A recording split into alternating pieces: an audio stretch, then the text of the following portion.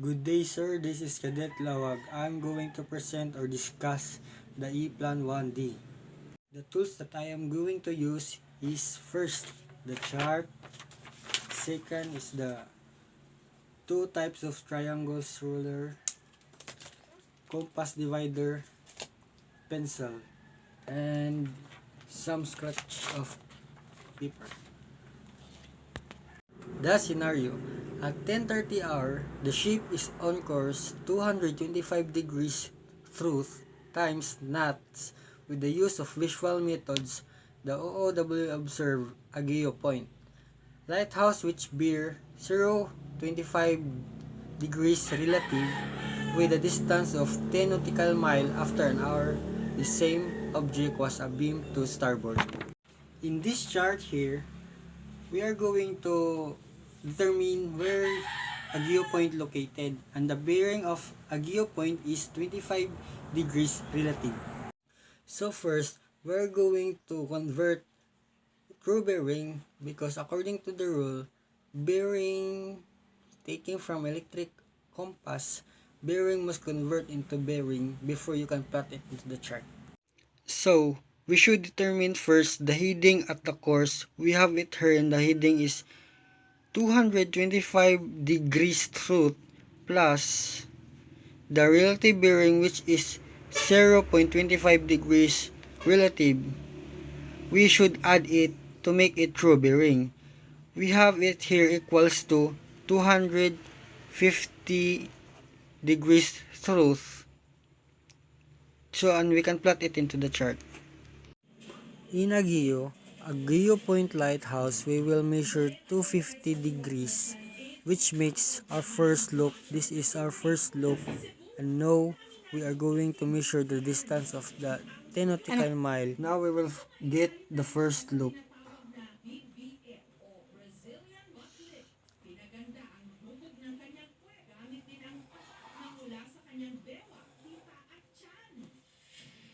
So now, we are going to measure the distance of nautical mile using the compass divider and plot east to a geopoint.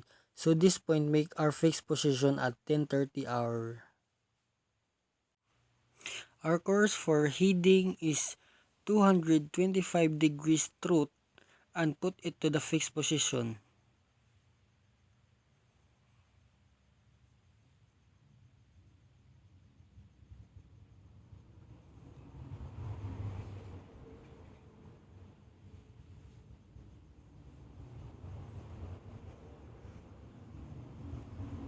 The speed and the course to get the approximate position is our dead reckoning. So our DR at that time after 1 hour is 10:30 hour. So this point we are going to put here the DR at 11:30 hour.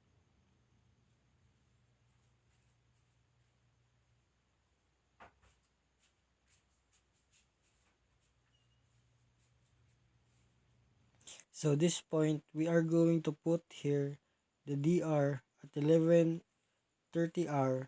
At the same time, after an hour, the same object was abeam to starboard, which is 90 degrees starboard. So we are also here, we are going to use the extra sheet. So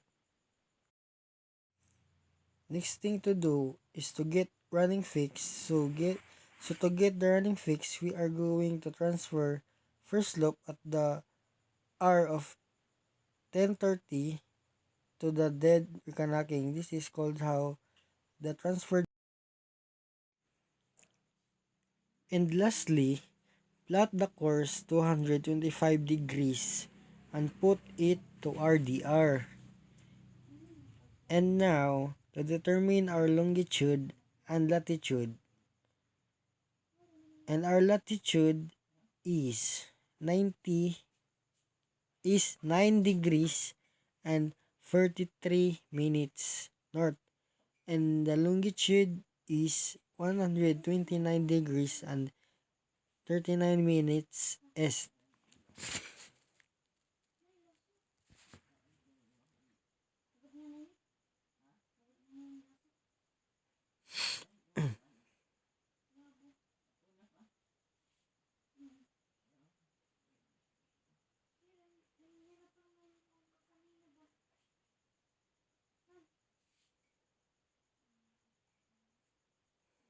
And that's all my explanation, sir. Thank you.